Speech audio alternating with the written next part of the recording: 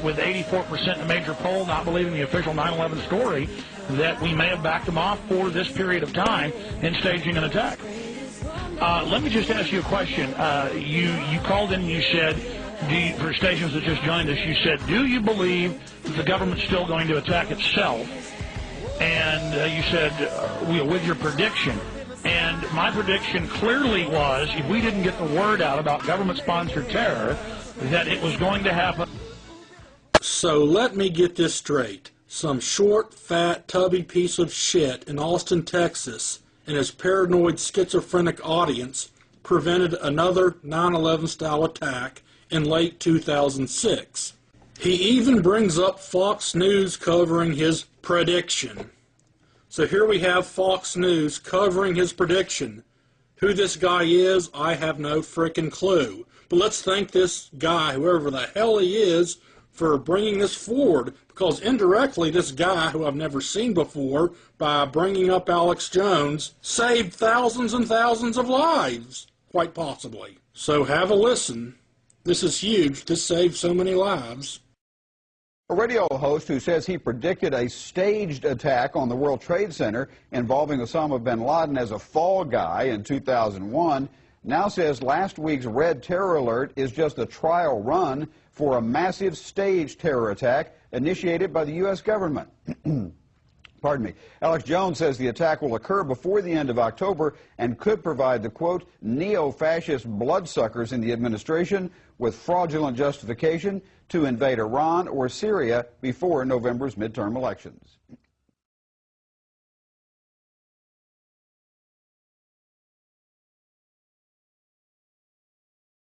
I've noticed that Alex Jones is a teller of tall tales. When he's away from the office, out on his own time, you know, just these most bizarre things happen to him. He sees the most bizarre things. Like, for example, he'll take his children to a movie, and half the kids are autistic retards. Or he'll just be, you know, taking a jog, and he'll wave at a cop and smile, and the cop will just look at him and snarl and say, "What are you looking at, boy?" You know, he'll just make stuff up. So here's one example of Alex Jones in story time. I go to the grocery store. I go to the gym. I was at the gym yesterday, and there were probably 15 people in the gym working out. It's a small neighborhood gym. And two different groups came in with people on walkers. Bullshit! Who were no more than 25 years old, both of them, separately. Bullshit! And I just couldn't control myself. I ignored one woman. I was about to go up and say, did this happen after you took the shots? Or when did this happen? Or what's wrong with you? Bullshit. All these different disorders they meet out. And I controlled myself and did, but when I was done, one of them was going out to the parking lot. So I just walked over to her car and I asked her, you know, when did all this happen? She said, oh, I was about 20. But Bullshit. Do you have any idea what did it? And no, there's no history of it in my family. And Bullshit. I said, did you have a seizure after you had some vaccines? And the lady started getting tears in her eyes, and she said, I've heard about that. They say that could be it. Bullshit. And then she rolled the window and started crying and drove off. Bullshit. I am literally, oh my God, I can't handle it anymore. It's almost like even.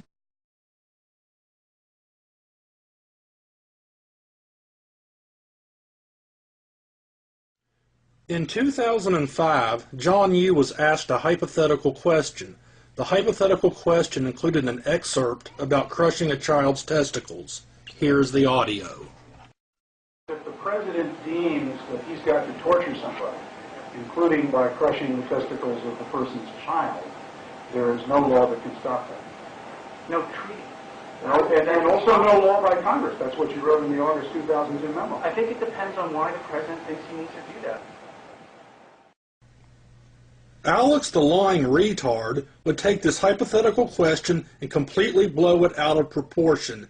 He would do this on almost a daily basis. And he knows what he's doing. We have the memos written by John Yoo and the Attorney General, Alberto Gonzales, saying they can torture children with pliers, that the president says that with pliers.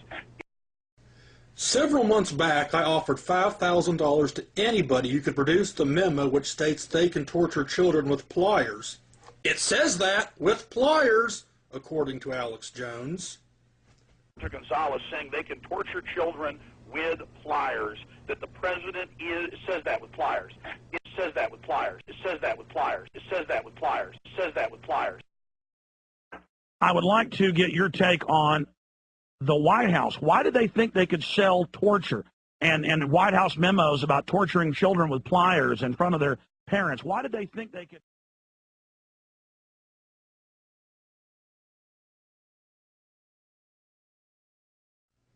Alex Jones and his cult followers tried to hide behind the myth that Alex Jones isn't in it for the money. They say you can watch his videos online for free, which is true. But Alex Jones is an excellent businessman. He knows exactly what he is doing. He knows if he can get one dupe to watch one of his films for free, the odds are that dupe will buy every single film he's ever made. That's why he encourages his cult minions to download his videos and hand them out.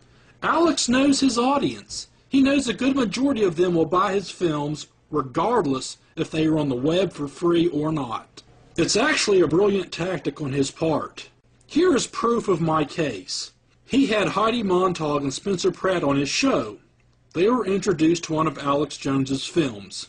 And what did these dupes do? They bought every single film Alex has ever made. Take a listen. Here, when did you first start waking up? You said one of your managers or one of Heidi's managers gave you the Obama deception?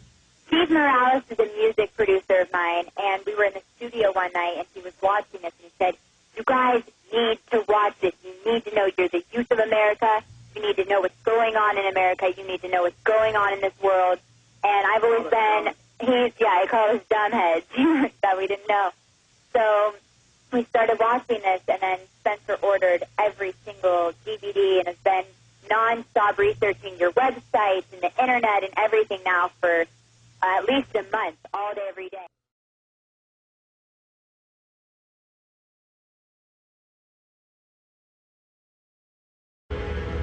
You can find thousands of mainstream government university programs where they spray the clouds and seed the clouds and where they're terraforming the planet, changing its atmosphere. I believe the way they're hyping global warming, that they know they're even changing jet streams now, that they are going to alter the weather, they're going to create tsunamis, which is declassified they can do.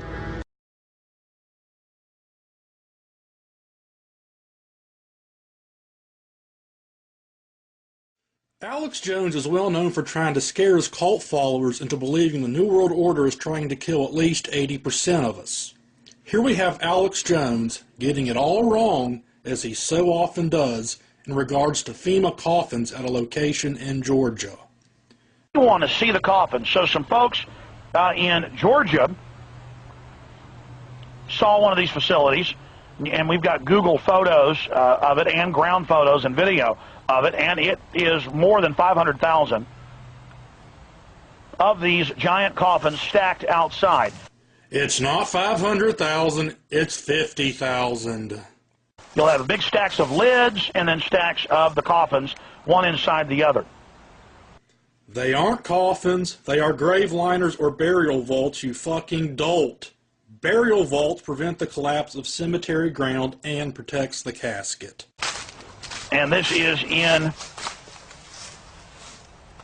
Georgia. The company is Polyguard Vaults, but they're in Alabama. This is a separate area, a FEMA leased area, just sitting right out by the side of a highway for the last couple years. It isn't a FEMA leased area. We'd mentioned this before, but finally, this is really getting big news on the web. And Yeah, big news to paranoid loons like yourself. Why are tens of thousands of plastic burial vaults stacked in a field near Madison, Georgia? Ooh, let me guess. Could it be because it's a location owned by the company? Now, we know this is FEMA. We know that these are coffins. It's not FEMA, and they aren't coffins, dipshit. This is just one stockpile just a few miles away from the Atlanta airport, which is the largest airport in the United States. So you can go there and look at these. Why don't you go there yourself and interview the employees there? I think I know the answer to that. It would disprove your stupid-ass theories. In fact, Michael Lacey is the Vice President of Operations. Maybe you should contact him. Just so you know, Lacey states his company maintains detailed records of product ownership and is audited annually to ensure all vaults are accounted for. Naturally, Alex Jones has never updated this story with the actual facts. He wouldn't want his audience to know the real truth. That would be bad business on his part.